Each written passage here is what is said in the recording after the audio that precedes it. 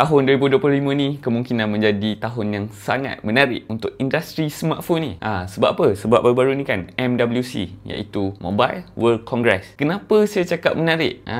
Okay, first, kemungkinan phone slim akan buat comeback guys. Selepas iPhone 16e keluar kan, tu rumors Samsung Galaxy S25 Edge. Dan paling baru adalah Tecno Spark Slim. Kalau korang tengok phone ni kan, memang sangat slim. Dan ini pun orang kata nostalgia lah balik. Macam zaman-zaman Motorola. Bila saya tengok Tecno Spark ni kan, seolah-olah dia bawa vibe tu.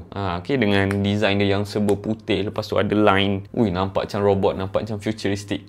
Slim smartphone probably will come back this year guys. Next, ada benda yang lagi exciting adalah Realme dengan Xiaomi ni. Oh my god guys. Macam kita cakap kan, smartphone ni dah peak. Daripada dulu megapixel rendah, sekarang ni dah megapixel tinggi sampai 200. Ni Xiaomi kali ni, dia memperkenalkan modular punya konsep, iaitu kamera phone kau kalau letak lens optical guys, dekat tengah-tengah phone tu kan. Kalau industri berubah ke arah yang boleh letak lens tu, smartphone with lens, kemungkinan the next evolusi adalah lens yang sangat power tapi kecil, supaya korang boleh bawa ke mana-mana. Sebab kita tahu kamera DSLR tu, kalau kau tak gambar, kau kena transfer kat smartphone, lepas tu smartphone edit sikit masuk dalam media sosial kan. Tapi phone sekarang boleh terus upload dekat media sosial. Takkah itu lagi menarik? Next, tidak ketinggalan juga dekat Samsung. Baru ni viral kan video yang gaming phone ke macam handheld punya, portable gaming punya tu kan, macam PSP. Ni ibarat korang punya Samsung Galaxy Flip tu, tapi dia convert jadi handheld game. Menarik lah kan?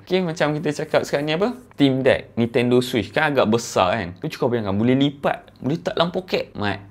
Power man. Last but not least lah adalah rumors iPhone kan. Kalau kita tengok video ni, design dia sangatlah lain daripada 5 ke 6 tahun iPhone sebelum ni.